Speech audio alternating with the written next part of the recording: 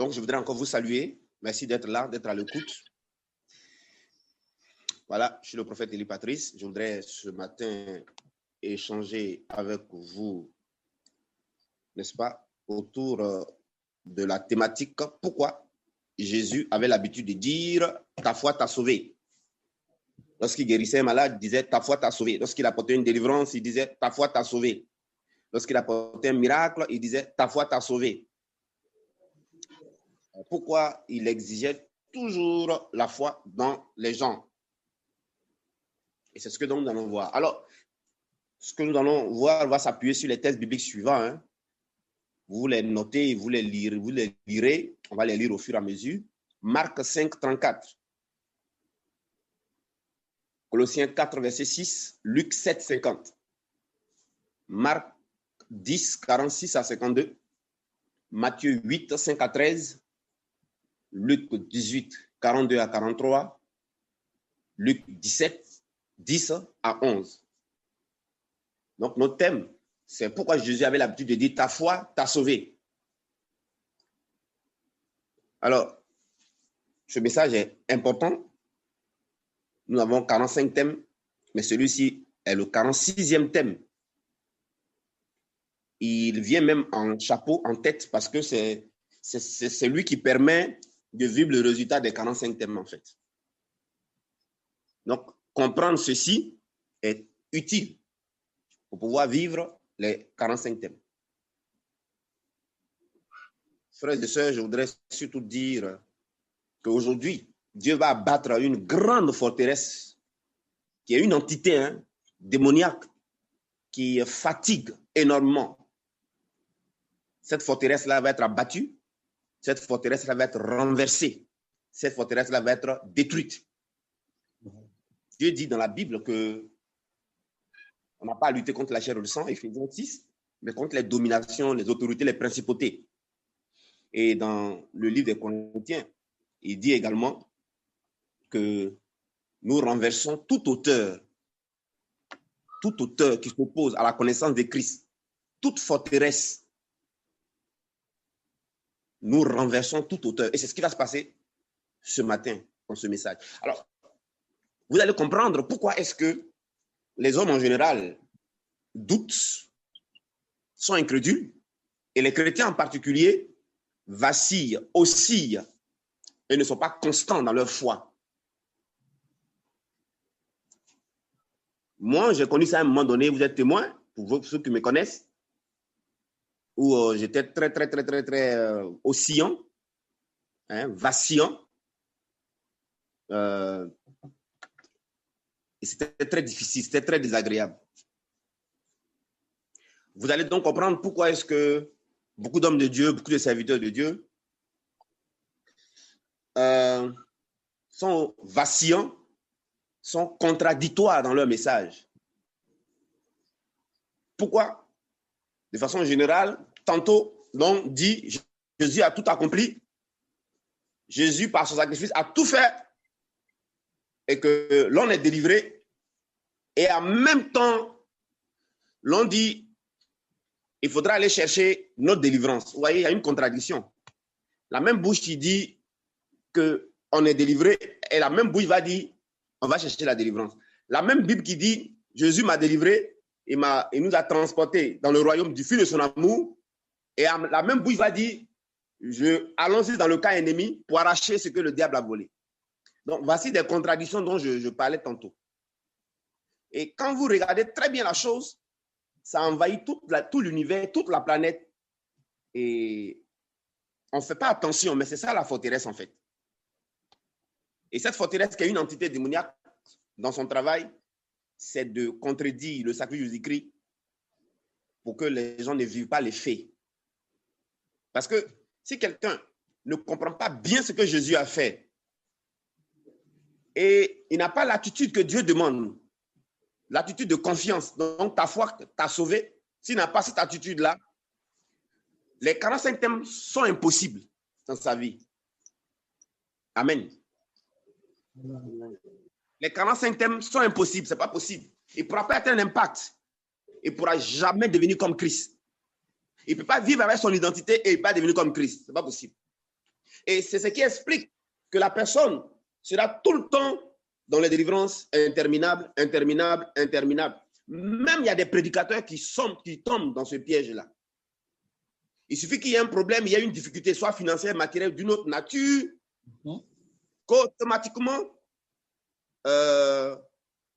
les messages ou la prière ou le langage, ça va être un langage, ça va être la prière, ça va être des paroles qui contredisent ce que Jésus a fait, là où on était censé rester ferme dans ce que Jésus a fait. Amen.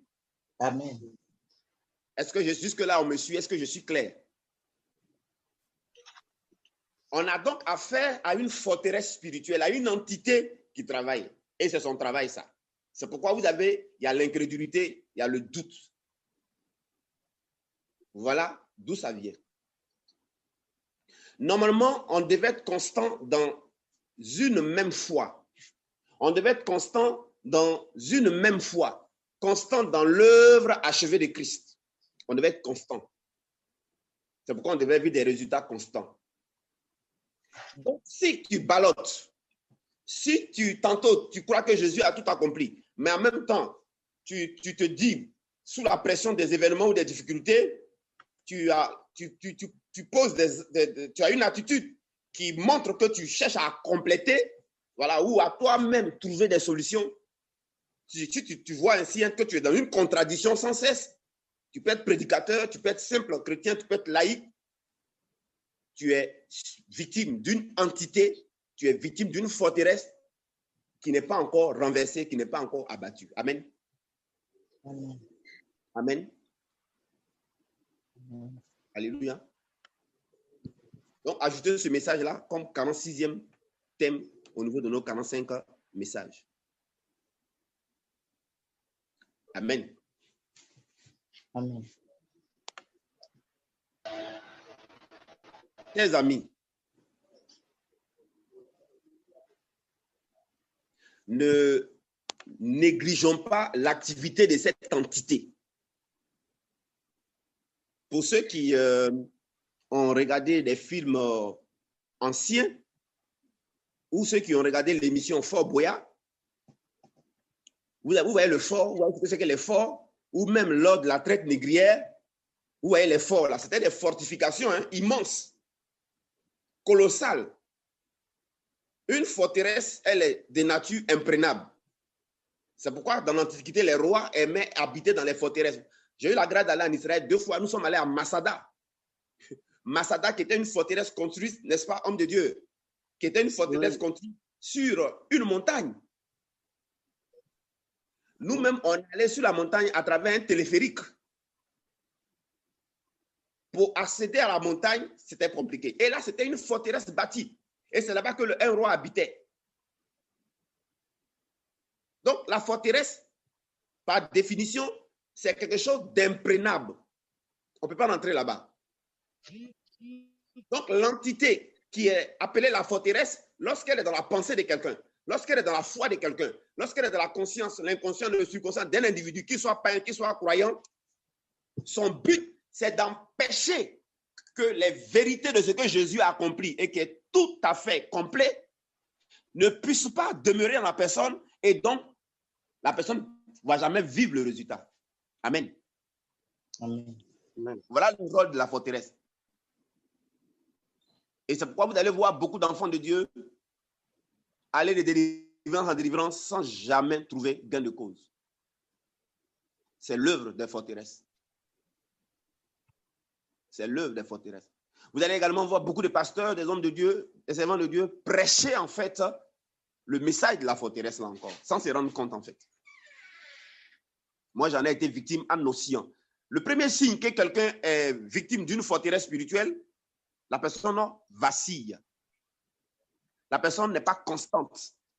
La personne est contradictoire. Ça, c'est le premier signe. Quand il arrive une difficulté, quand il arrive un problème, la personne est vacillante. La personne va toujours attribuer son problème au diable, au sorcier, et elle sera constamment à la recherche de solutions. Elle va utiliser Jésus-Christ comme solution à son problème. Mais dans le mode opératoire que Dieu ne demande pas.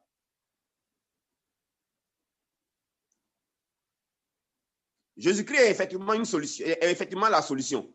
Mais il y a un mode opératoire. Et ce mode opératoire, il est unique. C'est ta foi t'a sauvé. C'est notre foi dans ce que Jésus a déjà fait qui nous apporte le résultat de cette foi-là. Amen. Amen. Amen. Amen. Donc, le mode opératoire, pour pouvoir abattre une forteresse, c'est d'abord bien comprendre ce que Jésus a fait, le travail de son sang, bien comprendre cela, premièrement. Il faut d'abord bien comprendre. Quand tu as bien compris, il faut accepter. Il faut accepter. Quand on a bien compris, on accepte. Il faut accepter. Mon épouse disait, il faut accepter à 1000%. Il faut accepter totalement, complètement. Il faut accepter, c'est-à-dire, il faut être dedans avec confiance, advienne que pourra. Il faut accepter là. Veut dire, il faut être dedans dans une confiance, advienne que pourra. Donc, il faut accepter. C'est ce que Jésus appelle croire. Croire et tu verras la gloire de Dieu. Donc, il faut accepter. Il faut d'abord bien comprendre. Donc, il faut étudier. Il faut que tu comprennes. Une fois que tu as compris, il faut accepter. Il faut accepter. C'est alors, mais accepter là, ça signifie beaucoup. Accepter là veut dire, il faut être dedans. Il faut rester dedans. Accepter veut dire, il faut avoir ça pour langage. Ce que tu as compris là, ce que Jésus a fait, que tu as compris, on t'a expliqué, ou tu as eu la révélation là. C'est ça qui n'a qu'à être ton langage. C'est ça qui n'a qu'à être ta vie. C'est ça qui n'a qu'à être ta conscience. C'est ça qui n'a qu'à être ton état d'esprit. C'est ça qui n'a qu'à être ta mentalité. Et c'est tout ça qui est, c'est ça qui n'a qu'à être ta prière. Amen. Amen. Amen. Amen. Amen. Donc, ta prière doit être l'expression de ce que tu as compris au sujet de ce que Jésus a fait et que tu as accepté. C'est ça que tu dois dire. C'est ça qui est ta prière. Ta prière n'est pas maintenant, c'est-à-dire vouloir d'abord voir le résultat avant d'accepter. Le travail de la forteresse, lorsqu'elle opère, elle pousse la personne là où elle se trouve. Lorsqu'une forteresse démoniaque agit dans quelqu'un, comme on le sait, en plus des d'autres symptômes que j'ai dit, vous allez voir que la personne sera toujours poussée à d'abord chercher à voir le résultat de ce que Jésus a fait avant d'y croire. Je peux reprendre? Amen. Lorsque une forteresse spirituelle opère dans quelqu'un, il peut être pasteur, il peut être chrétien, il peut être croyant, le signe marquant, c'est que la personne là, elle sera dans le mode opératoire suivant. Au lieu d'utiliser le mode opératoire que Dieu demande, qui est ta foi t'a sauvé, c'est ta foi qui te sauve, c'est ta foi qui te guérit, c'est ta foi qui te donne le résultat. Quand on dit c'est ta foi qui t'a sauvé, c'est ta foi qui va te faire que tu vas avoir confirmation du résultat. Non, non, non. La forteresse spirituelle, quand elle est dans la vie de quelqu'un, voilà le signe marquant. Une telle personne cherchera d'abord le résultat. Donc, elle prie. Sa prière, c'est la prière pour le résultat. C'est les points de prière pour le résultat. C'est les combats spirituels pour le résultat. C'est les jeûnes pour le résultat. C'est les actions prophétiques pour le résultat. C'est les proclamations pour le résultat. C'est les offrandes pour le résultat. Amen. Amen. Ça, c'est le mode opératoire lorsqu'une forteresse agit dans la vie de quelqu'un. Elle cherche d'abord le résultat avant de croire. Avant de croire. Donc, si tu t'analyses, si tu te rends compte que quand il y a les problèmes, quand il y a une pression, quand il y a des difficultés, qu'elles soient d'ordre financier ou de tout autre que ce soit, un problème spirituel, matériel, et que tu as toujours tendance à alors recourir à la prière, recourir aux jeûnes, recourir au combat spirituel, recourir aux prophéties, recourir aux proclamations, à quoi que ce soit qu'on appelle toutes sortes de prières, mais qui n'est pas le vrai sens de ça, pour obtenir le résultat, ça veut dire que une forteresse spirituelle opère dans ta vie en réalité. Et si tu es pasteur, si tu es homme de Dieu, tu vas conduire ton assemblée exactement comme ça. Ils ne pourront jamais devenir comme Christ. Jamais de la vie. En réalité, tu ne crois pas toi-même à ce que Jésus a fait et tu communiques également ton incrédulité à l'assemblée et à ceux qui t'écoutent. Vous allez voir que de telles personnes, chrétiens ou serviteurs de Dieu, lorsque tout va bien, lorsqu'ils ont l'argent, lorsque l'église est une grande église, lorsqu'il y a assez de dîmes, lorsqu'il y a les finances, ça vaut pour les pasteurs comme ça vaut pour les fidèles. Hein. Lorsque le fidèle, ça va bien dans sa vie, lorsque la personne a suffisamment mangé, ses enfants, c'est bien, la santé, c'est bien, tous les domaines de la vie, c'est bien. Vous allez voir qu'une telle personne, elle vivra dans le « ta foi t'a sauvé ». Écoutez sa prédication, elle vous dira ce que Jésus a fait à la croix, elle vous expliquera l'œuvre de Christ et dans son langage, elle traduira que c'est là-bas qu'elle a mis sa confiance. Vous n'avez pas remarqué ça? Amen. Amen. C'est valable pour un chrétien, c'est valable pour un homme de Dieu. Mais Dieu lui connaît les cœurs, il sait qui a cru dans son sacrifice, comme Ésaïe chapitre 53 dit, qui a cru à ce qui nous a été annoncé? Qui a cru à ce qui nous a été annoncé? Personne n'a cru. Hein? Qui a cru que c'est lui-là qui est l'agneau de Dieu qui ôte le péché du monde? Qui a cru que c'est lui-là qui apporte la guérison? Qui a cru que c'est lui-là dont le sang travaille dans le sang de l'homme? Qui a cru? Qui reste dans cette acceptation pour voir le résultat? Advienne que pourra. Personne. Qui a cru que c'était lui la rançon? Personne. Mais dès l'instant que cet homme, ce même pasteur, commence à avoir des problèmes financiers, vous allez voir qu'il va déclarer, il va donc, où ce fidèle commence à avoir des problèmes financiers, le fidèle va commencer à aller dans les veillées, dans les retraites spirituelles, dans les combats, dans les jeûnes et prières, pour solutionner sa situation. Elle va quitter sur ta foi qui te sauve, crois d'abord, accepte, utilise ça comme une vie et tu vas voir le résultat. Déviens ça et tu vas voir le résultat. Elle va quitter dedans pour faire quoi? Elle va rentrer dans l'autre mode opératoire qui est faire d'abord, voir le résultat et ensuite on croit. Donc, les hommes de Dieu, c'est pourquoi vous voyez que quand c'est compliqué, les programmes sont tout de suite inspirés et c'est des programmes qui mettent en avant des solutions pour le peuple. Parce que les hommes de Dieu se disent, en faisant cela, eux, ils règlent leurs propres problèmes financiers. Parce que ces programmes seront payants, quand les gens vont venir, il y aura forcément des offrandes qu'on demandera. Donc, tout ce qui sera au menu de ces programmes, vous allez voir que c'est fait ça et ta situation va être débloquée. Faire des offrandes de percées et ta situation sera débloquée. Faire des offrandes d'hôtel et ta situation sera débloquée. Parce qu'en fait, lui-même d'abord qui fait ce programme, il a des problèmes financiers. Ça chauffe sur lui à la maison. Ça chauffe sur lui à la maison. Donc, il appelle tous ceux sur qui ça chauffe aussi. Et ces personnes vont venir. Mais vous allez voir que c'est même un ministère, c'est même homme de Dieu, qu'est-ce qui se passe? Quand la personne, tout est OK, le problème financier est réglé, où l'argent rentre, ça va bien, mais les messages qu'ils vont donner là, c'est le message sur la croix, hein, sur le salut de Jésus-Christ. Hein. Vous n'avez pas fait cette remarque?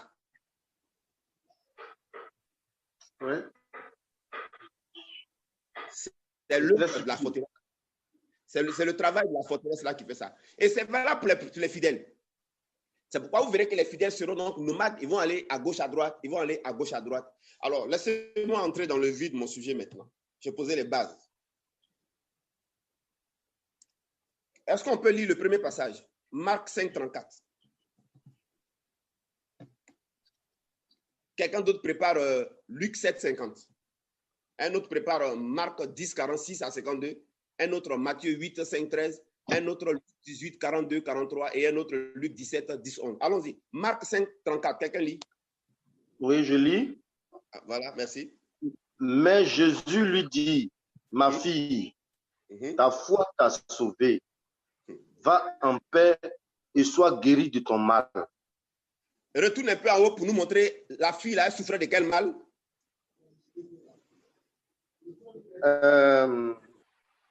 Ses disciples, donc au verset 31, bon, au 29 même, au même instant, la perte de sang s'arrêta Elle sentit dans son corps qu'elle était guérie de son mal.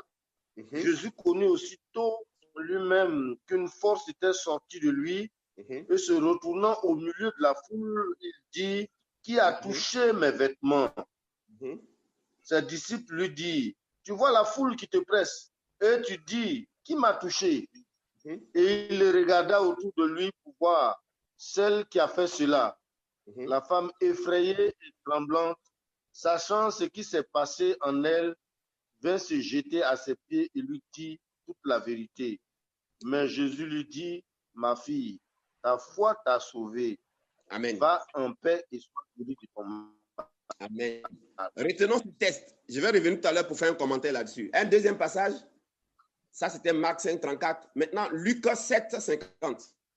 Luc 7, 50. Mais il dit à la femme, ta foi t'a sauvée, va en paix. C'est la même histoire, non? Quand tu regardes. Oui. D'accord. Un autre test, Marc 10, 46 à 52. Marc 10, 46 à 52.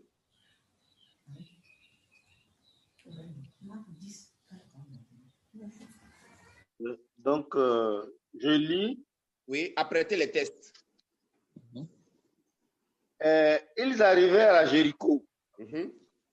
Et lorsque Jésus en sortit avec ses disciples et une assez grande foule, le fils de Timée, Bartimée, mendiant, aveugle, était assis au bord du chemin. Il entendit que c'était Jésus de Nazareth.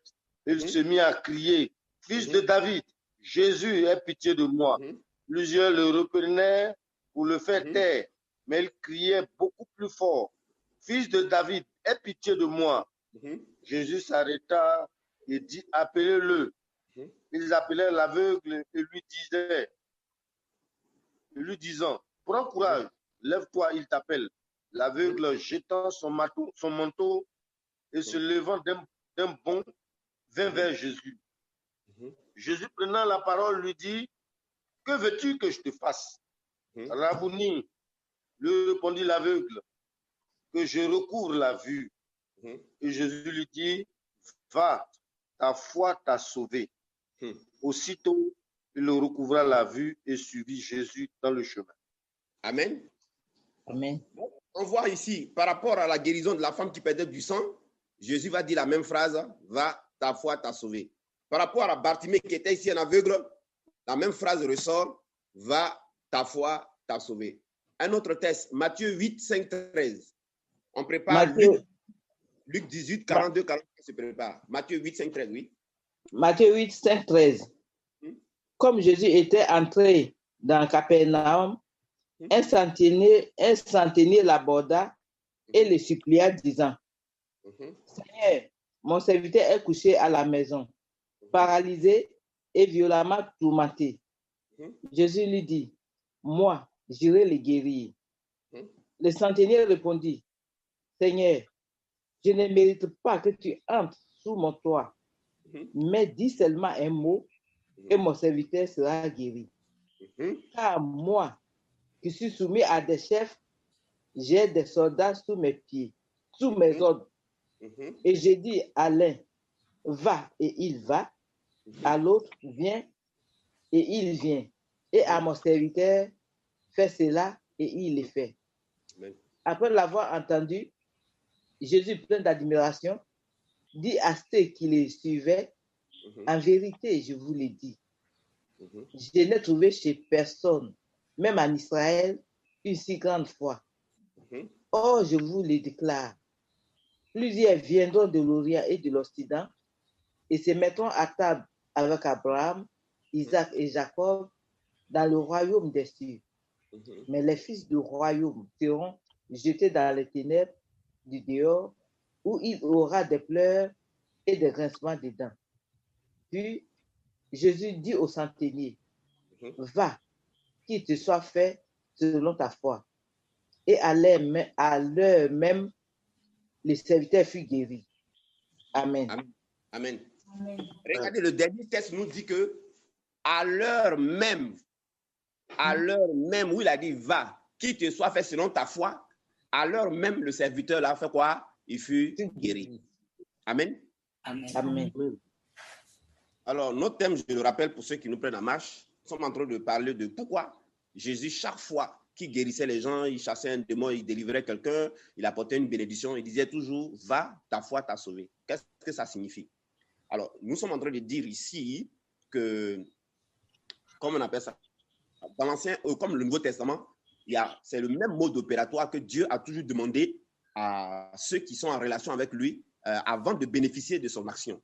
Quelle était cette action? Quel est ce mode opératoire? C'est d'abord comprendre, avoir l'explication, comprendre, ensuite accepter. Et ensuite, une fois qu'on a accepté, on reste dans cette acceptation, n'est-ce pas? Et alors seulement on voit le résultat. Il est question d'abord de croire avant de voir le résultat. Et non pas de voir le résultat avant de croire. C'est ce qui a donné les miracles des 10 plaies. C'est ce qui a donné les miracles de l'assainissement des eaux de Mara. C'est ce qui a donné les miracles de la victoire sur Amalek. C'est ce qui a donné les miracles de Joseph qui est devenu premier ministre. C'est ce qui a donné les miracles d'Abraham qui a eu l'enfant malgré l'âge avancé. C'est ce qui a donné les miracles des murs de Jéricho renversés. C'est ce qui a donné les miracles de la victoire de David sur Goliath. Tous les miracles de l'Ancien Testament. C'est ce qui a fait que l'offrande d'Abel a été exaucée. Tout ce que vous voyez dans l'Ancien Testament, là, ça vient de ce même mode opératoire. Croire d'abord avant de voir le résultat. Amen. Amen. Amen. Mais le mot croire, là, c'est ce que nous allons expliquer ce matin par le Saint-Esprit. Parce que beaucoup ne comprennent pas ce que ça signifie en réalité. Jésus savait que Bartimée il était aveugle. C'est quelle question de lui poser la question de savoir qu'est-ce que tu veux que je fasse? Est-ce qu'il ne voit pas que le gars est aveugle? Mais il voulait juste l'amener sur le même mode opératoire. C'est pourquoi il lui a posé la question. Alors aujourd'hui, le Saint-Esprit va abattre cette grande forteresse-là dans la vie. Parce que bien souvent, elle est présente quand viennent les difficultés. C'est là qu'on sait si elle est là ou elle n'est pas là. C'est là qu'on voit si elle est là ou elle n'est pas là. Et malheureusement, que ce soit chrétien, laïc, simple ou pasteur, on est souvent victime de cette forteresse-là. Et malheureusement, on va prêcher on va consolider cette forteresse dans la vie de ceux sur qui on est établi et à qui on enseigne la parole. Alors, frères et sœurs, ce que vous allez entendre est déterminant. Pour moi, c'est très important. Ça vous permettra donc de devenir comme Christ. Si la forteresse n'est pas abattue, jamais il est impossible de devenir comme Christ. Alors, voici le mode opératoire. Chez Dieu, on croit d'abord avant de voir le résultat. Chez Dieu, on croit d'abord avant de voir le résultat. On ne fait pas d'abord. On ne voit pas le résultat d'abord avant de croire. Je répète, on ne fait pas d'abord, on n'a rien à faire. On ne fait pas quoi que ce soit. On n'a rien à faire, on ne fait pas. On ne fait pas, on ne prend pas jeûne pour faire. On ne prend pas combat spirituel pour faire. On ne prend pas veiller pour faire. On ne fait pas. Et on ne voit pas, on ne cherche pas d'abord à voir le résultat avant de croire. Amen. Amen. Mais on croit d'abord, on accepte et le résultat suit. C'est ce que tous les miracles qu'on a vus là, on avait des lits là, c'est ce qu'ils ont fait. Ils n'ont rien fait. Ils ont simplement cru et ils ont accepté. Mais qu'est-ce que ça signifie de croire là? Alors pour comprendre ça, je vais vous expliquer ceci. Jésus, lorsqu'il vient dans le Nouveau Testament, lorsqu'il vient dans les évangiles, Jésus n'était pas encore mort, vrai ou faux? N'est-ce pas? Amen. Il n'était pas encore mort, mais pourtant, il a guéri Bartimée. Pourtant, il a transformé Zachée. Pourtant, il a guéri la femme qui perdait du sang. Pourtant, il a accompli le miracle de la pêche miraculeuse avec Simon-Pierre. Pourtant, il a fait ces différents miracles-là. Vrai ou faux? Amen. C'est vrai. Ce que je suis en train de dire par le Saint-Esprit, c'est ça maintenant qui va abattre la forteresse dans ta tête. Hein? Amen. C'est ça qui va abattre la forteresse. Donc, il faut te rappeler de ce message et il faut l'enregistrer. Alors, posez-vous la question de savoir pourquoi Jésus n'était pas encore mort. Il n'avait pas encore fait le sacrifice. Mais pourtant, les gens guérissaient. Pourtant, les gens étaient transformés. Pourtant, les gens étaient délivrés. Si vous trouvez la réponse, la forteresse là est abattue. C'est l'ignorance de cette réponse-là qui entretient la forteresse dans la vie de plusieurs chrétiens et surtout des pasteurs. Quand cette forteresse a été abattue dans la vie de l'apôtre Paul, il a dit, je ne désire prêcher rien d'autre que Christ crucifié, mort et ressuscité. Moi, le prophète Élie Patrice, c'est parce que cette forteresse a été détruite dans ma vie. Quand elle ne l'était pas, j'étais ambivalent. J'étais changeant. Mais quand elle a été abattue, c'est parce qu'elle a été abattue que j'ai dit que moi, si quelqu'un vient me voir, il pleure haut, il a des problèmes spirituels haut, ça ne va même pas me faire prendre pitié, va même pas me prendre même. Je vais le conduire dans le mode opératoire. Je ne vais même pas mettre en avant une action prophétique d'abord dans sa vie. C'est pour ça que j'ai donné cette réponse-là. Parce que je sais de quoi je parle. Parce que je sais l'attitude de ceux qui viennent voir les hommes de Dieu qui cherchent immédiatement leur solution sont sous des forteresses spirituelles qu'il faut d'abord les aider à abattre. Il faut d'abord les aider à abattre. Quand un pasteur lui-même il est sous une forteresse spirituelle, il ne peut pas aller dans cette dialectique. Il ne peut pas dans cette tendance. Ce n'est pas possible. Écoutez les prédications, écoutez les messages. D'où viennent ces contradictions? Au lieu de dire Jésus a tout payé, demain on dirait qu'il n'a plus rien payé. Au lieu de dire on dit Jésus a tout accompli, demain on dirait qu'il n'a plus rien accompli. Ou bien ce n'est pas suffisant. Parce que les gens n'ont pas compris que le mode opératoire, c'est ta foi t'a sauvé. Crois d'abord et tu verras sa gloire. Amen. Amen. Ce n'est pas fait. D'où avec jeûne, avec prière, avec combat, ce n'est pas fait. Ce n'est pas fait pour voir des résultats et puis tu vas croire. Non. Et puis tu vas croire ce que Jésus a fait. Non, non, non, non, non, non. Et le mode opératoire que je vais vous expliquer, vous l'avez déjà, vous tous qui allez m'écouter. Vous l'avez. Ce n'est pas quelque chose qui est nouveau. C'est quelque chose où vous fonctionnez naturellement déjà. Alors, Jésus n'était pas encore mort, n'avait pas encore fait le sacrifice, mais pourtant, ceux qui rentraient en contact avec lui guérissaient, étaient délivrés, étaient même transformés. C'est-à-dire, ceux qui croyaient en lui. Amen, le mot est sorti. Tout simplement parce que la Bible présente Jésus comme étant l'agneau de Dieu qui ôte le péché du monde, n'est-ce pas? Amen. La Bible nous dit, il était la victime expiatoire, prédestinée avant la fondation du monde. Il était prédestiné avant la fondation du monde à être la victime expiatoire, n'est-ce pas? Amen. Frères et sœurs, ce Jésus-là, quoique n'ayant pas encore accompli le sacrifice, n'était pas encore mort, il était le sacrifice. Amen. Amen. Il était le sacrifice. Et c'est ce qu'il demandait à tous ceux qui rentraient en tête avec lui de discerner, d'accepter. Le mot est sorti. D'accepter. Donc, quand il dit ta foi t'a sauvé, ça veut dire Bartimée, tu as utilisé le mode opératoire qu'il faut pour voir le résultat.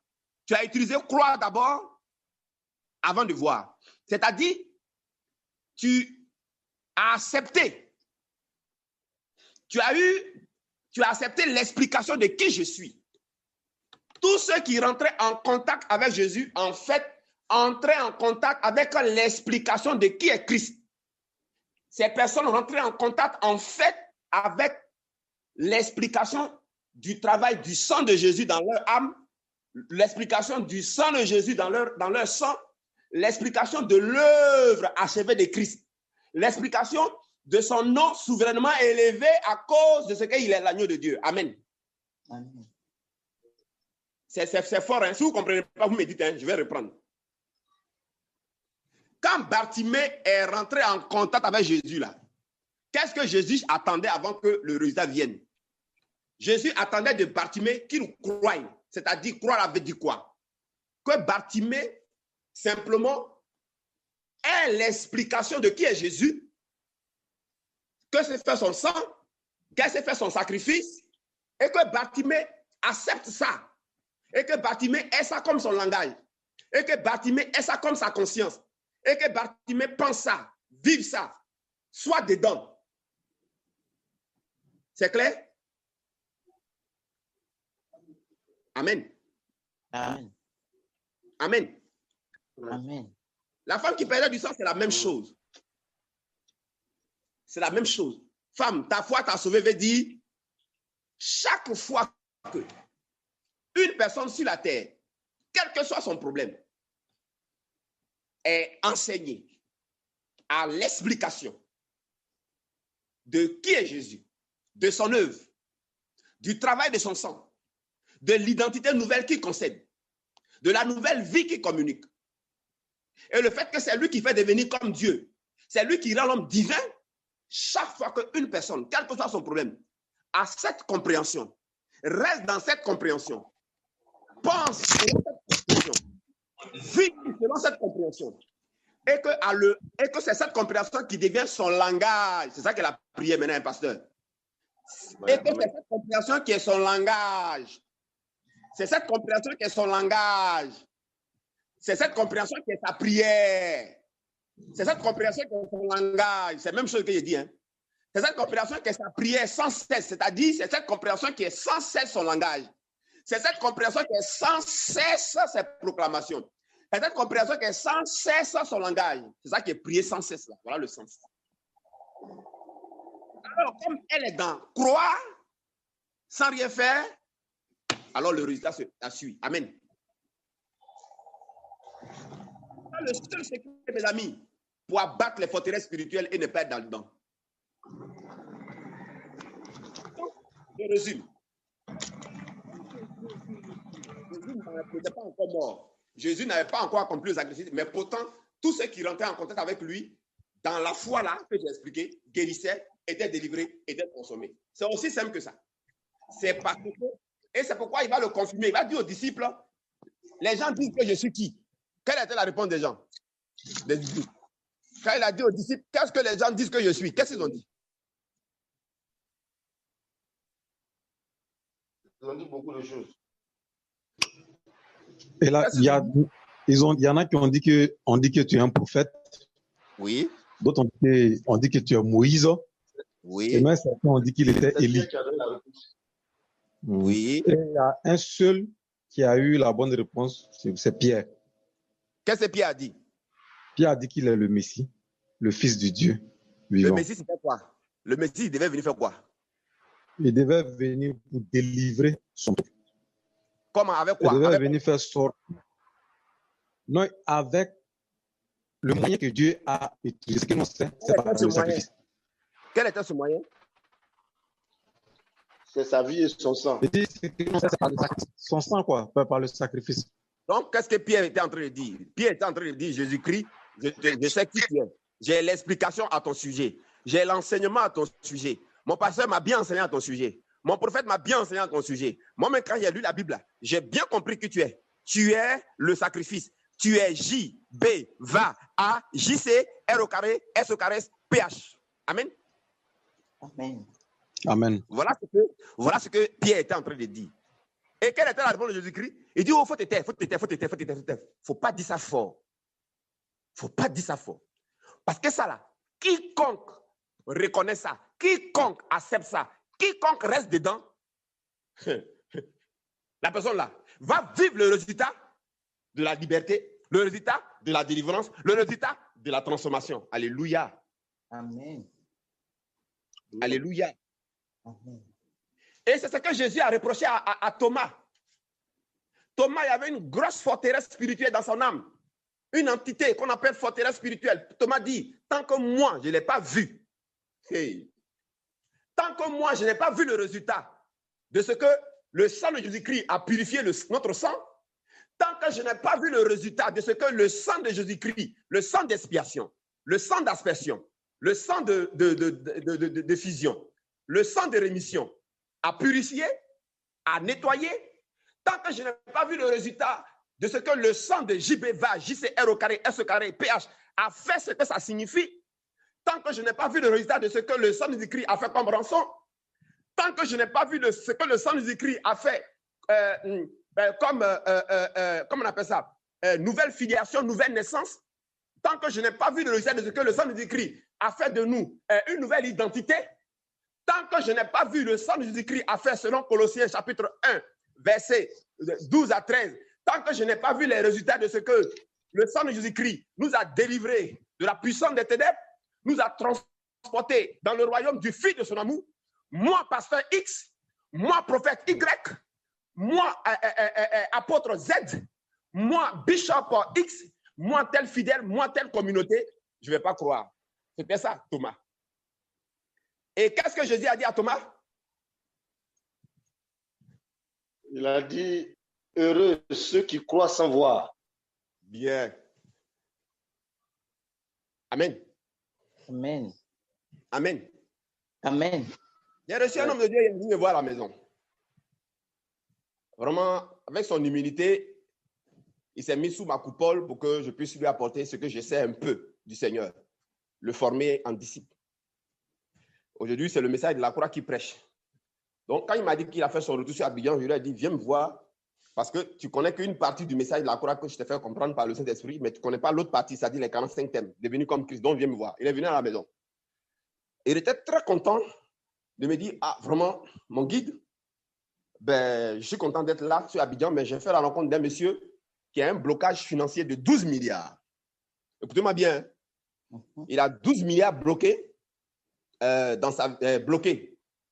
Donc, homme de Dieu, je viens te voir, vraiment, il faut m'aider dans la prière, et puis comme ça, quand ça va être débloqué, il donner la dîme. Mais il est bien dessus, lui. Je lui ai dit, il ne faut pas être excité par 12 milliards. Il ne faut pas être excité. Il faut laisser tranquille. Je n'ai rien à te donner comme prière. Vous voyez, il voulait me faire entrer sous la forteresse spirituelle. Là. Il voulait me faire rentrer sous ce démon, cette entité qui fatigue là. Il voulait me faire rentrer là. Je lui ai dit non, moi je ne rentre pas là. Je ne rentre pas là-bas. Moi, au contraire, je vais te faire sortir de cette forteresse là. Toi-même, ça va être des trucs de ta vie. Écoute-moi bien. Si tu rencontres une personne, si tu es en contact avec n'importe qui, quel que soit le problème de l'individu, même si c'est 12 milliards qui est débloqué, même si demain matin, on l'a renvoyé de sa maison, tu veux que je te forme, écoute ce que je te dis. Prends ton temps. Explique à la personne l'œuvre de Christ. Parle-lui de ce que le sang de Jésus-Christ a fait dans le sang et dans l'âme de l'humanité. Parle-lui de l'identité que ça a donné. Parle-lui de ce que ça a rendu possible à l'homme de devenir divin à travers les 45 thèmes. Parle-lui de ça. Parle-lui jusqu'à ce qu'elle comprenne. Jusqu'à ce qu'elle accepte et que ça devienne son langage. Vous voulez que je répète le mot? Que ça devienne quoi? Son langage. C'est-à-dire que ça devienne son langage. C'est la même chose, hein? Que ça devienne sa prière. Que ça devienne sa prière sans cesse. Que ça devienne son état d'esprit. Que ça devienne sa mentalité. Même s'il n'y a pas de résultat. Parce qu'ici, il n'est pas question de voir le résultat. On ne cherche pas à voir le résultat d'abord ici. Le résultat vient après l'acceptation. Que ça devienne son langage, que ça devienne son identité, que ça devienne ses habitudes. On est dans les 45 maintenant. Hein? Que ça devienne ses habitudes, que ça devienne son caractère. Alléluia. Alléluia. Amen. Si vous êtes en face d'un malade, c'est pourquoi on prêche d'abord l'évangile avant de prier pour les malades. C'est pourquoi on prêche d'abord l'évangile.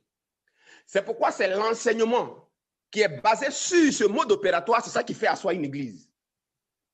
Ce n'est pas les doctrines. C'est l'enseignement qui est assis sur cette révélation, c'est ça qui fait asseoir une église.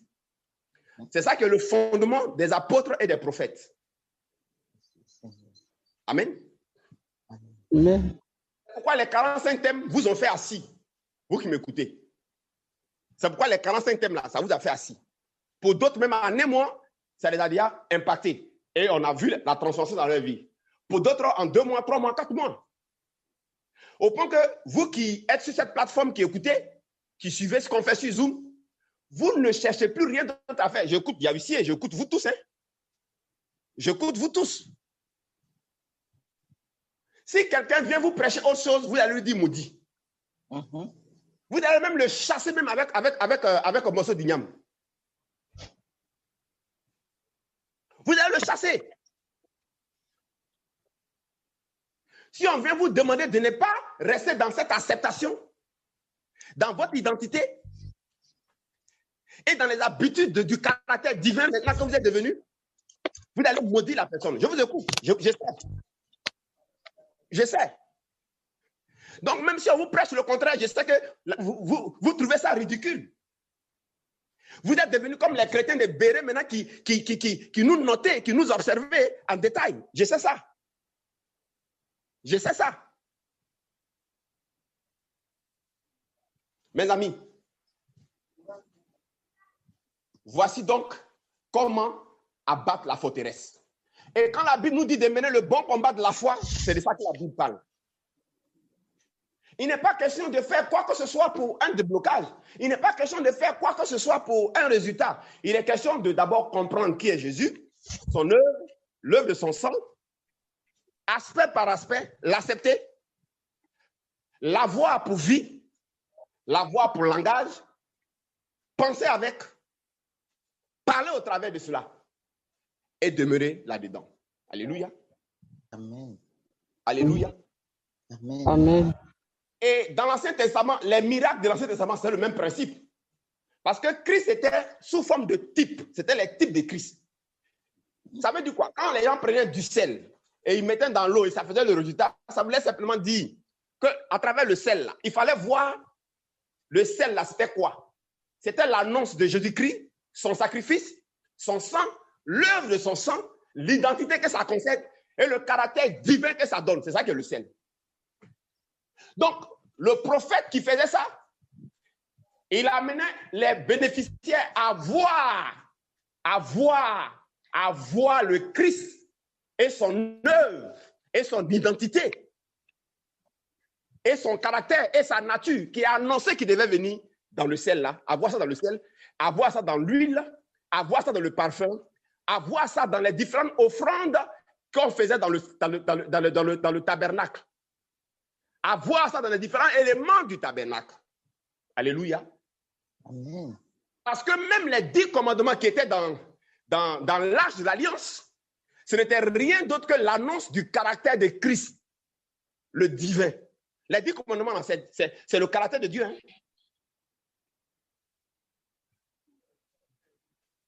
Alléluia. Amen. Alléluia. Amen. Amen. C'est le mode opératoire. Crois et tu seras sauvé. Ta foi t'a sauvé. C'est pourquoi il dit, qui dites-vous que je suis? Prier sans cesse ici, c'est simplement le langage de ce que tu as accepté que Jésus est et qu'il a déjà fait. Quelqu'un veut que je répète? Quelqu'un veut que je répète? Amen. Oui. Amen. Prier sans cesse, c'est simplement le langage de ce que tu as bien compris que Jésus-Christ est, son sacrifice a fait, son sang a fait, l'identité que cela confère à l'individu,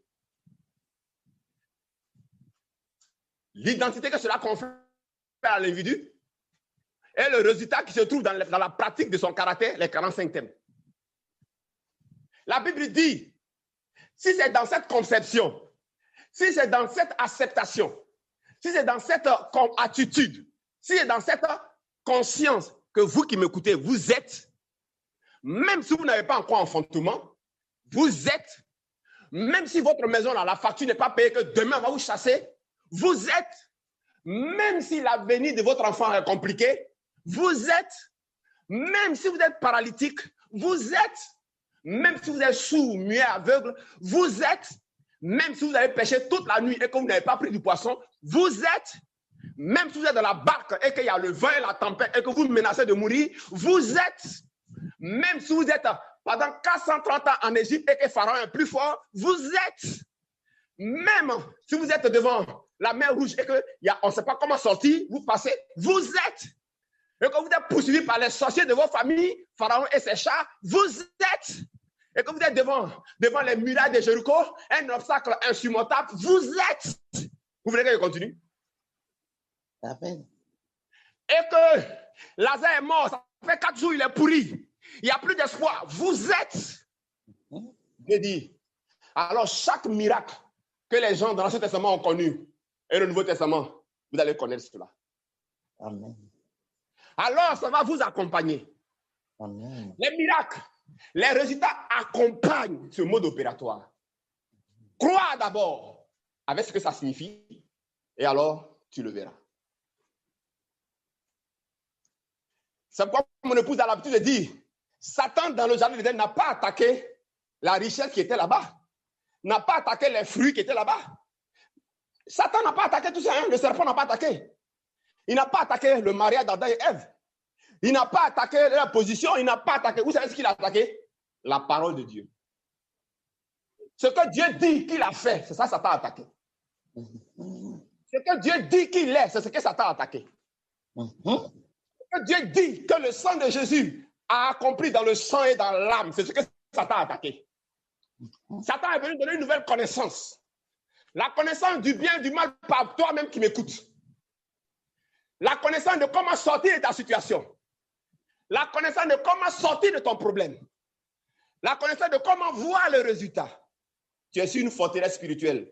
Tu es sur une entité démoniaque sans te rendre compte qu'il y a une forteresse. Frère, sœur, vous qui m'écoutez. C'est pourquoi tu es ambivalent. Quand tout va bien, alors tu crois ce que Jésus a fait. Quand tout ne va pas bien, c'est dur. Alors tu cherches une solution. Tu as les regards. Qu'est-ce qui n'a pas marché? Qu'est-ce qui ne va pas? Qu'est-ce qui ne va pas, chrétien, Côte d'Ivoire? Et cette maladie a gangréné même l'Occident. Vous écoutez les enseignements, vous écoutez les messages, il y a un problème. Jésus a tout accompli, tantôt il n'a pas tout accompli. Mais attends, choisissez un. Choisissez un pour rester dedans. Parce que dans tous les cas, vous qui m'écoutez, m'a dit le Saint-Esprit, c'est le même mode opératoire. Que ce soit du côté de Satan et du côté de Jésus-Christ, je vous révèle ce matin par l'Esprit que c'est le même mode opératoire. C'est pourquoi ce n'est pas un mode opératoire nouveau qu'on vous demande, que Dieu nous demande. C'est le même mode opératoire que Dieu nous demande. Chez Satan, il faut croire d'abord avant de voir. C'est la même chose. Chez Dieu, on croit d'abord puis on voit. Je m'explique. Lorsque vous croyez aux liens, lorsque on enseigne sur les liens, lorsqu'on enseigne sur les fondements, lorsqu'on enseigne sur les autels, lorsqu'on enseigne sur les œuvres de la sorcellerie, vous qui m'écoutez, ce n'est pas faux, c'est vrai. Vous voulez que je répète? Ce n'est pas faux, c'est vrai. Amen. Mais ce que vous oubliez, c'est que vous êtes dans le même mode opératoire. Il est question, parce que ici, vous avez l'explication des liens. On vous donne l'explication des fondements, n'est-ce pas? On vous donne l'explication des autels. Comment, qu'est-ce qui se passe et puis il y a autel? Qu'est-ce qui se passe et puis il y a malédiction ancestrale? Qu'est-ce qui se passe et puis il y a envoûtement? Qu'est-ce qui se passe et puis il y a absence de mariage? Qu'est-ce qui se passe et puis il y a eu mari devenu, femme devenue, c'est-à-dire l'adoration. Ça, c'est l'explication qu'on donne. Mais dès l'instant qu'on a donné l'explication, qu'est-ce qui se passe? Vous acceptez cette réalité. Vous l'avez comme mentalité. Vous l'avez comme prière désormais. Vous l'avez comme langage désormais. C'est le même mode opératoire. Comme vous croyez et comme vous acceptez l'explication qu'on vous a donnée, et parce que ce n'est pas faux, c'est vrai, alors quiconque croit verra toujours. Quiconque croit voit, car ta foi, ton acceptation, ce que tu acceptes, que ce que tu crois, que ce soit sur lien, que ce soit sur fondement, alors le résultat va se manifester. Ce que tu crois, ce que tu acceptes, sur ce que Jésus a fait, sur ce que Jésus a accompli, sur ce que Jésus a réalisé, concernant les malédictions, concernant les liens, concernant les autels, alors cela va t'accompagner. On peut me dire Amen? Amen. Amen. C'est le même mode opératoire. Dans tous les cas, tu dois avoir une explication. Dans tous les cas, tu dois rester dans cette explication. Dans tous les cas, tu dois être dans cette acceptation. Dans tous les cas, ça doit être ta prière, c'est-à-dire ton langage. Regardez dans les communautés. Quel est leur langage? Quelle est leur prière? C'est ce qu'ils ont accepté. Les liens. C'est pourquoi c'est les prières sur les liens. les autels. C'est pourquoi c'est les prières sur l'autel, parce que c'est ça. C'est une acceptation, c'est vrai aussi, hein, c'est pas que c'est faux. Mais ils sont dedans. Et c'est leur langage, c'est leur vie, c'est leur nature. Tout ce dans quoi tu seras comme une vie, comme une acceptation, comme un langage qui est ta prière sans cesse, ami à l'écoute. Tu verras toujours l'effet de ça. Amen. Amen. Amen. L'effet de ça. Tu verras toujours l'effet de ça. Le diable, pour te faire suivre ou pour détruire quelqu'un, je donne maintenant l'explication. Hein. Je donne l'explication. Mais pas du côté du sang de Jésus, hein, de l'autre, du côté de la loi. Il suffit qu'un marabout, un féticheur, un ennemi, donc je donne un exemple pour vous montrer comment ça marche, prenne l'empreinte de tes chaussures et aille travailler sur l'empreinte de tes chaussures, il peut détruire ta vie, il peut bloquer tes bénédictions. Vous savez que c'est vrai, non? Amen. Vous savez que c'est vrai? Oui. Bon, maintenant, lorsqu'on a donné une telle révélation, lorsqu'on a donné une telle compréhension, le problème n'est pas au niveau de c'est vrai ou c'est faux. Hein, le problème n'est pas là. Voilà où se situe le problème. Le problème maintenant réside dans le mode opératoire qui est utilisé. Alors, lorsque j'ai dit ce que j'ai dit là, qu'est-ce qui se passe dans les églises ou chez ceux, par exemple, à qui on a donné cette révélation qui est vraie? Vous allez voir que il reste dans l'acceptation de ça. C'est-à-dire qu'il reste dans la croyance de ça. C'est-à-dire, crois et tu verras. Il reste dans la croyance de ça. Il reste dans la croyance que les parents ont fait adoration, c'est pourquoi il n'y a pas de mariage. Et ce n'est pas faux, c'est vrai. Mais le problème, c'est parce qu'il reste dans la croyance qui donne le résultat. Voilà le problème. Le problème, ce n'est pas parce qu'ils sont dans la croyance que dans leur famille, il y a les hôtels qui bloquent. Il y a les liens qui bloquent. Il y a les adorations qui bloquent. Il y a les mauvais sorts qui les ont bloqués. Il y a des ennemis qui s'élèvent contre eux qui les ont bloqués. Le problème, ce n'est pas que c'est faux. Et le problème, ce n'est pas parce qu'ils ont eu l'information qu'il y a un problème. Mais le problème, c'est qu'ils sont dans le même mode opératoire que Jésus a dit, ta foi t'a sauvé. Est-ce que je me fais bien comprendre?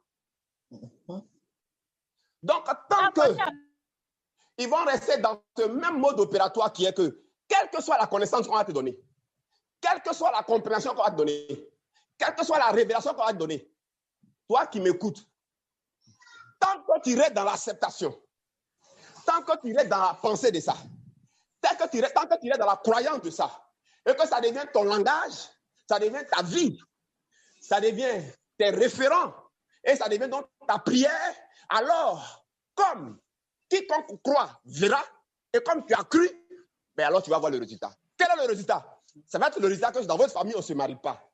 Quel va être le résultat? Ça va être le résultat que dans votre famille, on n'enfante pas. Quel est le résultat? Ça va être le résultat que dans votre famille, à 30 ans, on meurt. Quel est le résultat?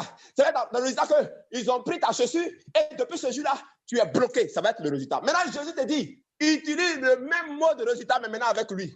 Alors, il dit qu'on t'enseigne l'œuvre de son sang, qu'on t'explique le travail que son sang fait dans le sang et dans l'âme de l'humanité, qu'on t'explique le travail que son sang a fait dans ton sang et dans ton âme, au niveau de l'alliance, au niveau des promesses, au niveau de la filiation, au niveau de la nouvelle naissance, au niveau des J, au niveau des B, au niveau des VA, au niveau des J, au niveau des C, au niveau des R au carré, au niveau des S au carré, au niveau des PH. Et reste là-dedans aussi, comme tu es resté dans l'autre compréhension, et puis tu as accepté là. Ici, là, reste aussi dedans. Même chose ne change pas. Reste dans pour lui là, accepte, vois ça dedans, pense dedans, que ça devienne donc ton langage, que ce soit ta vie. Parce que quand on est dans une vie, on a un langage.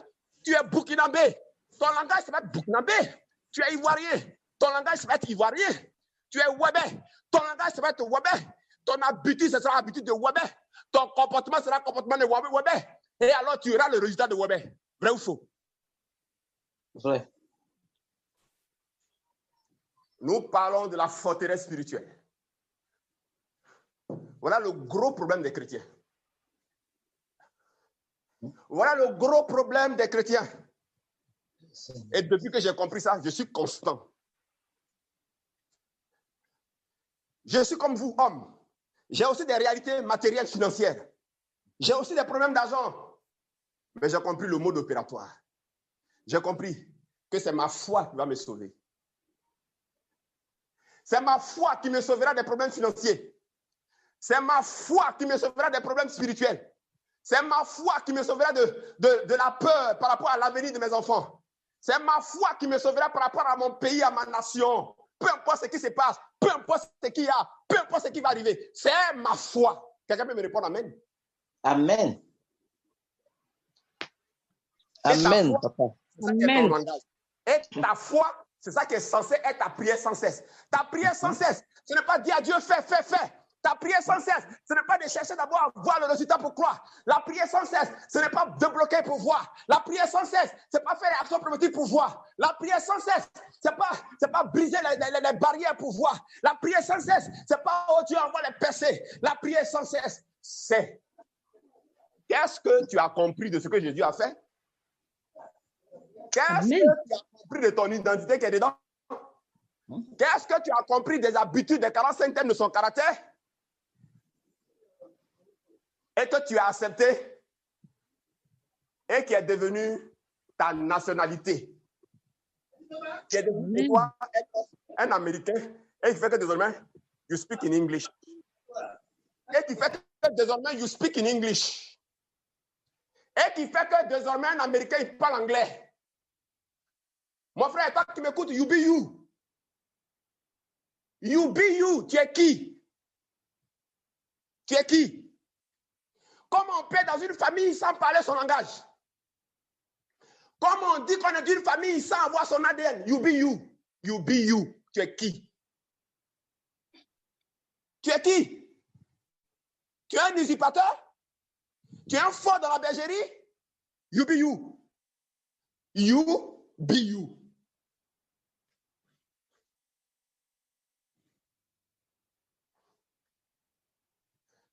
Mon épouse, elle a pu le dire. On ne peut pas tromper Dieu. Il sait si on croit. Il sait si on a accepté. Il sait. Non, il fait exprès quand il dit you be you, il fait exprès. Il sait si on croit ce qu'il a fait. Il sait si on a accepté. Il sait si c'est ça qui est devenu notre nationalité, ça qui est devenu notre culture, ça qui est devenu notre éducation, ça qui est devenu notre langage, ça qui est devenu notre prière sans cesse. Il sait, il connaît. Il connaît. Il connaît. C'est pourquoi peu importe ce qui va arriver dans ma nation, je ne suis pas Dieu. Je ne suis pas Dieu. Ma part. C'est pourquoi si tu pries, il faut que ta prière soit l'expression de ce à quoi tu crois et que tu as accepté et qui est ton identité et avec quoi tu es devenu un. C'est ça la prière. Je peux avoir un amen? Amen. Sinon, quand ça va bien, Amen. De l'œuvre de la croix. C'est facile de parler de ce que Jésus a fait. Prends un dictionnaire biblique, recense les mots, et puis agence, sort les versets, parle, et puis ça marche. C'est pas ça qui donne le résultat. C'est ta foi. Elle t'a dit, c'est ta culture. Elle t'a dit, ton éducation. Le contenu de ton éducation christique. Le contenu de ta culture christique. Je ne parle pas des doctrines, hein. Je parle de ce que tu as compris de ce que Jésus a fait. Et de ton identité désormais. Et les 45 thèmes. C'est pourquoi je disais à ce pasteur, oh, assieds-toi. Explique au monsieur ce que Jésus a fait pour lui. Explique au monsieur son identité en Christ. Amène-le à accepter, à comprendre et à l'utiliser comme son langage. C'est ça qui est prière sans cesse. Si jeune, que soit l'expression de son langage. Je n'ai rien contre les jeunes. S'il combat, que soit l'expression de son langage. Je n'ai rien contre les combats spirituels. S'il veille, que soit l'expression de ses veillées. Mais ce n'est pas qu'il va veiller pour avoir résultat. Voilà mon problème là. Mon problème il est ici. S'il fait offrande, que soit l'expression de son langage en Christ. C'est tout. Pas pour avoir résultat. Mais pour dire la vérité de ce que Jésus est, qu'il sait. Jésus va dire, qui dites-vous que je suis? You be you. You be you. You be you. Et le Saint-Esprit m'a dit, fils, serviteur. Voilà ce qui a fait que Bartimée, Zachée, Et tous ceux du Nouveau Testament ont eu les miracles. Et des actes des apôtres ont eu les miracles. Et de l'Ancien Testament ont eu les miracles. Quand je prends le parfum, quand je prends le sel, quand je fais l'action prophétique, voilà ma compréhension. Ce que Jésus est et ce que Jésus a déjà fait et qui était annoncé, c'est très différent en ce moment-là. Maintenant, je vais terminer, je vais chuter, je vais atterrir. Je te laisse. La vie va confirmer si je mens ou ce qu'il dit est vrai. Mais tu verras. Pose-toi la question, malgré tes luttes, malgré le désir pour toi d'abord d'utiliser pour voir le résultat, d'utiliser pour voir des résultats, quel résultat tu as vu? Il faut répondre. Maintenant, moi, il te dit, essaie maintenant l'autre là. Et c'est le même mode opératoire. Et tu dis bien ce que Jésus a fait. Soit dans une communauté, une assemblée où on parle de ce que Jésus a fait. Où il y a l'évangile christocentrique. Et on te fait comprendre ce qu'il a fait dans ton sang. Mais pas en global. Pas de manière générale. Mais cas par cas, élément par élément. Ce qu'il a fait dans le J. B, va, A, J, C, R au carré, S au carré, P. Si vous demandez ce que ça veut dire, allez-y sur cette page-là. Il y a d'autres vidéos, ça explique ça. Voilà. Faites des recherches. Ça est là-bas. Et puis, être dedans. Écoutez, une ethnie, c'est quoi? Prenons l'ethnie Bété, c'est quoi? Prenons l'ethnie Baoulé, c'est quoi? Prenons l'américain, c'est quoi? C'est une culture, c'est une connaissance, c'est un langage. Vrai ou faux? Vrai ou faux?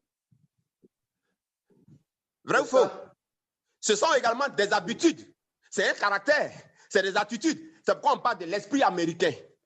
On dit le fighting américain. Quand vous voyez les Américains, il y a ce qui les caractérise. Hein. Quand vous voyez les Français, ils ont aussi ce qui les caractérise en termes d'habitude, en termes de compréhension, en termes de mentalité, en termes de langage, donc de prière, en termes de comportement. Quand vous voyez les Burkinabés, il y a ce qui les caractérise. Ça, un Burkinabé, on le reconnaît facilement. Quand on voit un Ivoirien, on le reconnaît facilement. Vrai ou faux? Vrai. Mais toi, tu es qui? Il n'y a pas de vous, hein, j'enregistre. Toi, tu es qui? Toi, tu es qui? You be you. Tu es qui? Comment tu me dis que tu es en Christ et tu n'as pas son langage?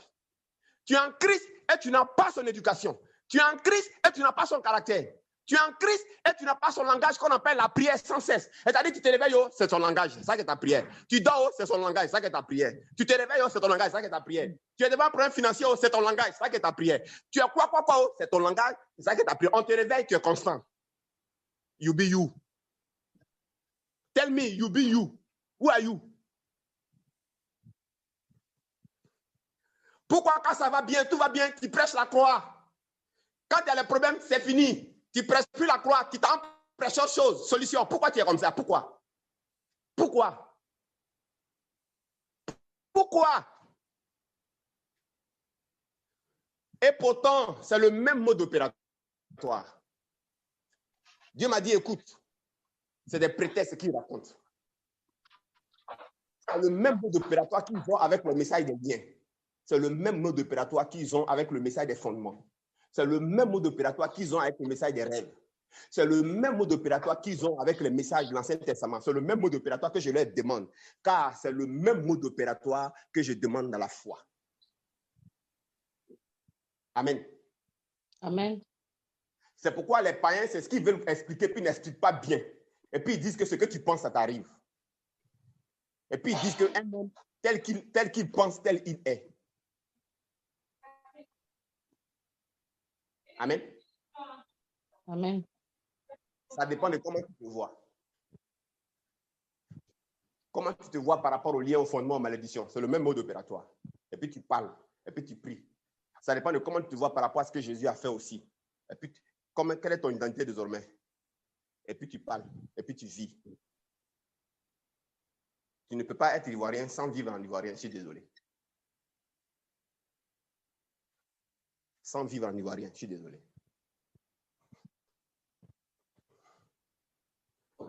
On va lire les 2 derniers tests. Et puis je vais ouvrir la place au débat. Quelqu'un peut lire Luc 18, 42, 43 et un autre, Luc 17, 10 à 11. Luc 18, 42, 43 et puis Luc 17, 10 à 11. Merci.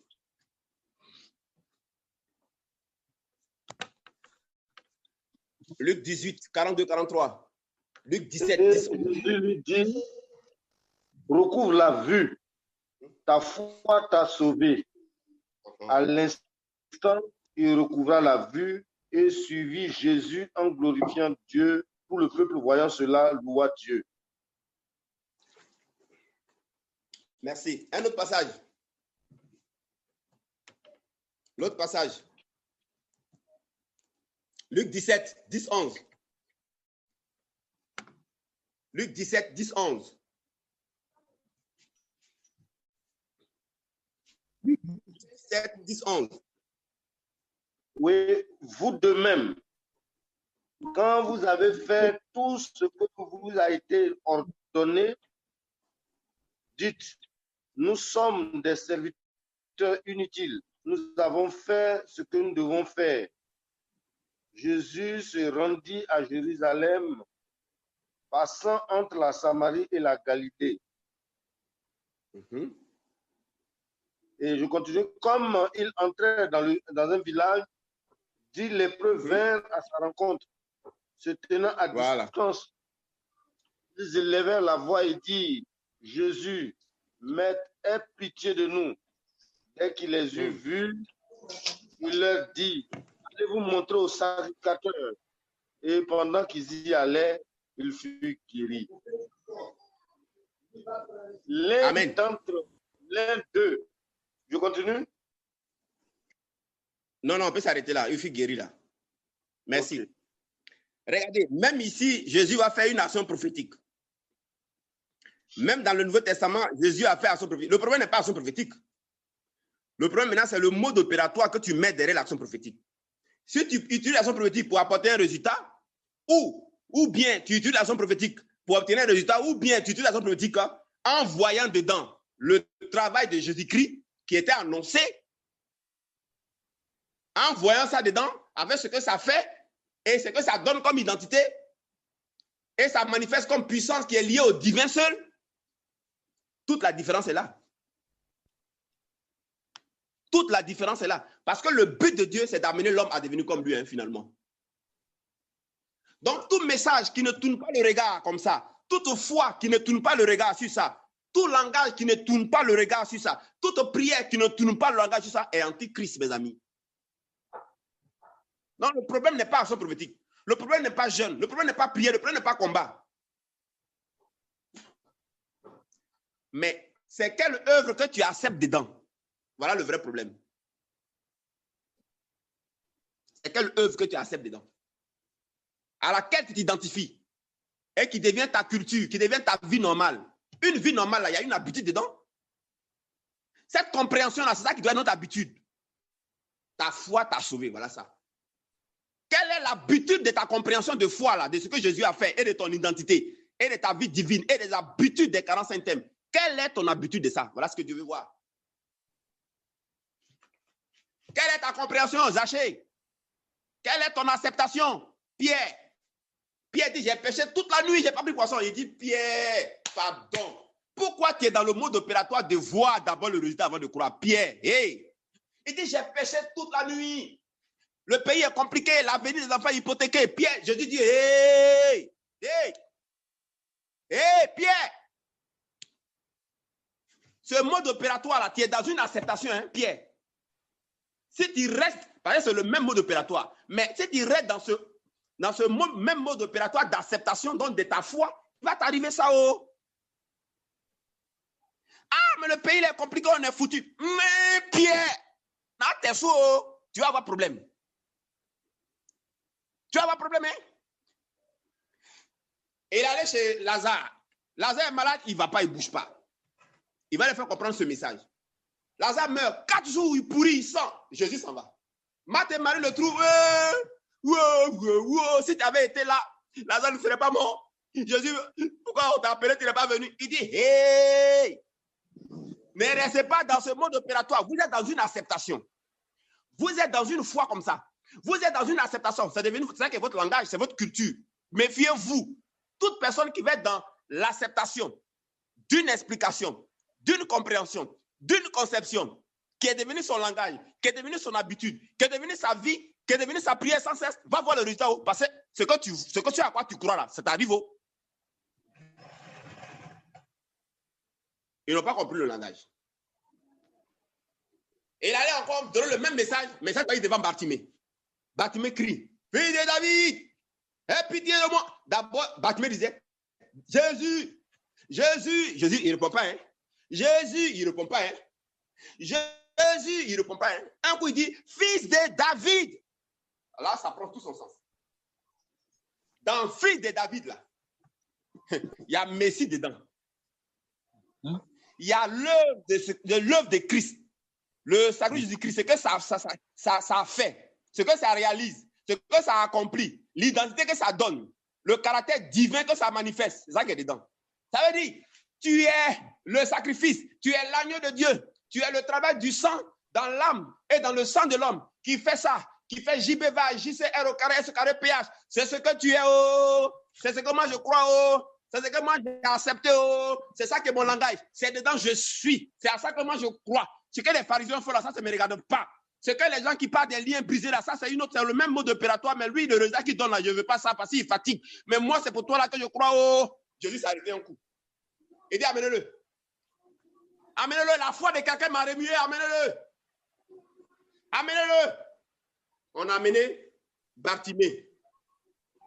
Il dit, tu dis quoi? Je n'ai pas bien compris, il y avait de la foule. Tu dis quoi? Jésus voulait encore voir s'il est dans il est dans la même conception, même acceptation, là. Même langage, même culture, même éducation, même vie naturelle. Il dit, tu dis quoi? Il dit, tu veux quoi? Que je fasse quoi? Moi que tu as identifié tout à l'heure, là, je fais quoi? Il dit, je veux voir clair. Parce que ce que j'ai identifié que tu es là, le résultat là, ça fait qu'on voit clair. Il dit, ta foi t'a sauvé. Amen, amen. Amen. Il dit, ta foi t'a sauvé. Mon ami, c'est pas quand tu as prié 10 heures là, que tu vas avoir le résultat. Dis ça à ton voisin. Dis-lui ça. Oh. En Côte d'Ivoire, on prie trop. On prie. Est-ce que c'est les prières qui manquent? Je vous pose une question. C'est les prières qui manquent? On prie. On gémit quand on est gêné. On combat même la nuit, mais les voisins sont dérangés. Mais qu'est-ce qui manque? Voilà les gens qui prient dans le mode opératoire qu'il faut. Mais du côté de là où on ne voit pas Jésus et son travail qui est déjà fait. Et puis vous voulez le résultat du travail de Jésus et de ce que son sang a déjà fait là. Vous voulez le résultat de ça. Attends. Vous n'êtes pas dans l'acceptation de ça et c'est pas ça que votre langage, votre prière, et puis c'est son résultat que vous voulez. Ça ne marche pas. Comment tu veux aller à Djamé sans voir Baka? Ça ne marche pas. Il n'y a pas quelqu'un qui va aller à Djamé sans voir Baka. Ce n'est pas possible. C'est pas possible. Tu vas aller à Djamé, tu ne veux pas voir Baka. Pourquoi? Tu vas aux États-Unis, tu ne veux pas parler américain. Qui t'a dit ça? Tu vas parler américain? Tu vas parler américain? Donc Dieu là, il n'a pas de problème avec vos prières. Il n'a pas de problème avec si vous priez toute la nuit. Il n'a pas de problème avec si vous faites action prophétique. Et il n'a pas de problème avec si vous utilisez huile ou sel. Ça, il n'a pas de problème avec. Mais lui, il a un problème. Qu'est-ce qui est au centre de votre acceptation? Qui est là-bas? Qui est là-bas? Amen. Amen. Je peux arrêter? C'est suffisamment clair? Est-ce que c'est suffisamment clair? Je peux arrêter? Amen. Amen. Je vais arrêter mon enregistrement et je vais vous poser des questions. On va ensemble partager les quelques minutes qui restent. Mes amis, je termine pour dire c'est ça la forteresse. Ça est dans, je crois, 1 Corinthiens. Pasteur, tu peux dire ça pour moi? Je crois que c'est 1 Corinthiens ou 2 Corinthiens chapitre 4 là. Ça me vient à l'esprit là. L'esprit me met à l'esprit. Je vais voir si c'est ça. Hein? Il dit on va renverser les forteresses. Vas-y, dis ça. C'est 1 Corinthiens 4, je crois, ou bien 2 Corinthiens 4. Quelqu'un lit ça rapidement. 4 ou bien 10, 4. 4, 10 ou bien 10, 4. Lisons voir. Merci. Si quelqu'un a un portable, il va sur Google et puis tape « Nous renversons les forteresses spirituelles ». Le verset va sortir rapidement. Mais je crois que ça doit être un des deux. Donc, mes amis, pendant qu'on cherche la référence et qu'on liste là, voilà la forteresse qui a été démasquée. Et moi, j'étais très ambivalent à cause de ça. Mais aujourd'hui, c'est fini, je suis constant. Je suis très constant. Et c'est là la force de mon épouse. Elle a compris il y a longtemps. Non, il y a longtemps, elle était constante dedans. Quand tu as compris ça et puis tu es constant dedans, tu es maintenant sur la route de devenir comme Dieu. Alors seulement tu es sur la route de devenir comme Dieu. Alors tu commences à réagir comme Diabissé réagit là. Tu commences à réagir comme Mme Sekongo, comme vous tous vous réagissez sur la plateforme ici. Alors tu commences à réagir comme ça. C'est-à-dire que tu ne veux plus rien entendre que Christ crucifié, mort, ressuscité. Si on te dit autre chose, ça t'énerve. C'est pourquoi vous êtes révoltés là, vous mes enfants là. C'est pourquoi ça vous fait mal. Moi je vous comprends. Je vous comprends. Parce que la forteresse là a été abattue. Et vous êtes maintenant sur le chemin de devenir comme Christ. Quand c'est comme ça, on est sur le chemin de devenir comme Christ. Dieu gagne. Comment tu n'es pas une nature et puis tu veux manifester ce que la nature manifeste? Grégoire, c'est normal. Grégoire a toujours dit un corps manifeste sa nature. Vrai ou faux? C'est vrai. Ah. On lit le verset, s'il vous plaît. 2 Corinthiens 10, 5. Moi, j'ai trouvé 2 Corinthiens 10, 5. Combien? Mais vas-y, c'est que c'est 10, 5. 10, 5.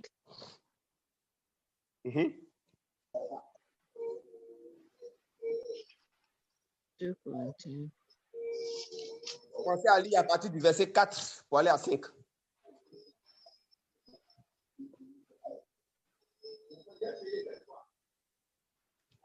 Disons la référence, s'il vous plaît. On va passer à un moment de questions. 1 Corinthiens 10, verset 4. 1 Corinthiens 10, 4, d'accord? Et ils ont tous bu les mêmes breuvages spirituels. Non. Est-ce que c'est la référence? Est-ce que c'est les paroles qui sont données? Est-ce qu'on parle de renverser les fautes? Ah, d'accord, non, c'est pas ça. Voilà, donc cherchez ça. Elle a dit 2 Corinthiens 10, 5. Allô, papa. Nous renverserons. Allô? Madame, pour la trouver, vas-y. C'est 2 Corinthiens 10, 4, 5. Merci. Nous renverserons les raisonnements, c'est ça? Et tout auteur qui se lève contre la connaissance de Dieu. Et nous amenons à l'obéissance de Christ. Reprends encore, reprends. De reprendre à partir du verset 4. 10, 4 à 5. Oui, reprends 2 Corinthiens 10, 4 à 5. C'est parti. Écoutez bien. Hein. Car les lames avec lesquelles nous combattons ne sont pas charnelles, mais elles sont puissantes.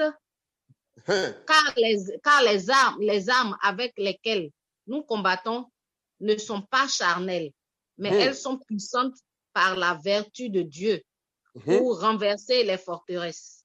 Nous renverserons les raisonnements et toute hauteur qui s'élève contre la connaissance de Dieu.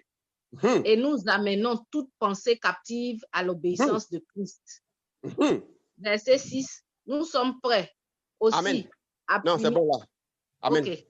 Amen. Alors, écoutez, frères et sœurs qui écoutez, vous avez vu ces versets-là? Vous avez vu ces versets-là? Et c'est ce qui se passe dans l'église actuelle. Les hauteurs, les raisonnements, les forteresses ont rendu les pensées de certains hommes de Dieu, pas tous malheureusement, captifs. Les pensées captives et beaucoup de chrétiens, pensées captives. Ça s'élève contre la connaissance de Christ que j'ai expliqué. Ce verset-là rend exactement tout le message, toute la révélation de ce matin. Ça pose, je termine mon message, ça pose ici la problématique de l'utilisation du sacrifice de Jésus-Christ. Ça a été toujours la préoccupation du pasteur. Oui, Jésus a tout accompli. Oui, son sang est versé, il a fait ça. Maintenant, comment je l'utilise? Voilà le vrai problème qui se pose. Amen. Amen. L'utilisation, là, c'est ce que j'ai expliqué tout ce temps durant, là. C'est ce que je viens d'expliquer. Comment je l'utilise? Je ne dois pas l'utiliser pour avoir résultat. Je dois l'accepter. Et ça doit devenir mon identité, ma vie, ma nature, mon langage naturel. C'est alors que la nature, là, ce qui est propre à cette nature-là, ça va me suivre. Est-ce qu'on peut dire Amen? Amen. Donc, ici, il se pose le problème de l'utilisation. Les gens, d'autres ont compris. Ce n'est pas tous qui sont ignorants. Mais il y a quand même un groupe qui a compris ce que Jésus a fait. Mais là où ils pêchent, là où il y a le problème, là où le bas blesse, ils ne sont pas dans le vrai mode opératoire. C'est-à-dire, c'est ta foi qui te sauve là. Ils ne sont pas dedans, malheureusement. Là où il y a le problème réside maintenant au niveau de l'utilisation. Et nous, à la mission de la voix de ce Christ, qui avons bien compris l'œuvre de Christ à la croix, qui avons compris le mode opératoire, s'il vous plaît, Dieu nous envoie. Maintenant, expliquons aux gens l'utilisation. Mais ce qui guette, ce sont les forteresses spirituelles. Ce qui guette. Parce que dès l'instant que les gens ont compris, Dieu n'a pas dit. Il a dit quoi? Il dit ta foi t'a sauvé. Il a dit quoi? Crois et tu seras sauvé. Il n'a pas dit entends et tu seras sauvé. Est-ce qu'il a dit entends et tu seras sauvé? C'est ce qu'il a dit? Non. Il n'a pas dit entends. Oh, beaucoup de chrétiens ont entendu ce que Jésus a fait. Mais ils n'ont pas accepté. Ils ne croient pas. Ils ne vivent pas avec. Ils n'ont pas ça comme langage. Ils n'ont pas ça comme prière. Ils n'ont pas ça comme culture. Ils n'ont pas ça comme comportement. Ils n'ont pas ça comme caractère. Ils n'ont pas ça comme identité. On n'a pas dit entends. On n'a pas dit étudie. On n'a pas dit connais. On dit crois. Et crois là, c'est ça que j'ai expliqué. Donc le problème, c'est le mot de paix. Donc ce qui fait que quand les gens ont entendu, les gens ont compris. Mais comme ils n'ont pas accepté, ils ne croient pas comme ça, avec ce que ça signifie, donc il n'y a pas effet. Parce qu'il faut d'abord croire pour qu'il y ait effet. Et comme il n'y a pas effet, qu'est-ce qui se passe? Ils retournent automatiquement dans l'ancien mode opératoire. Voilà le problème de la chrétienté. Voilà le gros problème dont même sont victimes, même des pasteurs. Est-ce qu'on a bien compris ça? C'est ça qui détermine. Amen. Tu peux comprendre ce que Jésus a fait. Tu peux avoir reçu ce que Jésus a fait. Tu peux avoir réalisé ce que Jésus a fait et ton identité. Mais ça ne suffit pas. Hein? Ça ne suffit pas. Ça ne suffit pas. Si tu n'es pas maintenant dans croire, c'est-à-dire accepter. Et ma femme dit accepter à 1000%. Accepter dans la foi, advienne que pourra. Accepter dans ne pas chercher à chercher résultat. Accepter dans le sens que c'est ton langage. Quand tu parles, c'est ça que tu dis. Quand tu pries et puis tu parles à Satan, c'est ça que tu dis. Quand tu pries et puis tu parles à Dieu, c'est ça que tu dis. Quand tu dis et puis tu parles à la montagne, c'est ça que tu dis. Quand tu pries et puis tu parles par rapport à la Côte d'Ivoire, c'est ça que tu dis. Quand tu pries et puis tu parles par rapport à l'avenir de tes enfants, c'est ça que tu dis. Quand tu pries et puis tu... Je peux continuer là? Can I continue? Voilà ce que Dieu nous demande, frères et sœurs. Voilà ce que Dieu nous demande, frères et sœurs. C'est pourquoi Paul dit, la prédication de l'évangile, c'est la puissance de Dieu pour le salut de quiconque croit. Et quiconque croit. Mes amis, de quiconque croit. Je vais m'arrêter là. Donc, le se résume dans... C'est pourquoi il est important, mon épouse a déclaré ceci, elle dit, je termine par cette phrase forte, moi j'aime les vérités fortes. Elle dit, c'est pourquoi il est très important de bien expliquer aux gens et au monde le sacrifice de Jésus-Christ, ce que Jésus a fait dans chaque aspect, détail par détail, et l'identité que ça a donné aux gens, et désormais, les habitudes de ce divin-là, de ce caractère, donc des 45 thèmes. Elle dit parce que c'est la base. Si quelqu'un, et je renchéris pour dire, si quelqu'un, je la cite, si quelqu'un ne comprend pas bien ce que Jésus a fait et il ne reste pas dans cela comme une acceptation, ça va être très difficile pour la personne. Qu'il soit bishop, qu'il soit pasteur, qu'elle soit quoi, qu'il soit, ou simple chrétien, ça va être très difficile dans la vie là. La suite va être difficile. Il va être un papillon, il va clocher des deux côtés. Il va dire, jusqu'à quand clocherez-vous des deux côtés? Si l'Éternel est Dieu, si le salut de Jésus-Christ suffit, mais allez après ça, ou bien si c'est Baal qui est Dieu, mais allez-y après Baal, jusqu'à quand clocherez-vous de deux côtés? Dieu va dire, moi et ma maison, nous servirons l'Éternel. Que Dieu nous bénisse. Baissons la tête. Revenons Amen. À Christ.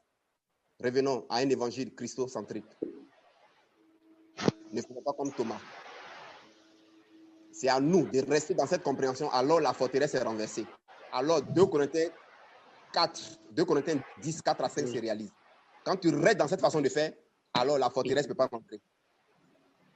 Que Dieu nous bénisse. Baissons la tête, on va prier un instant. Et je reviens tout à l'heure pour les questions.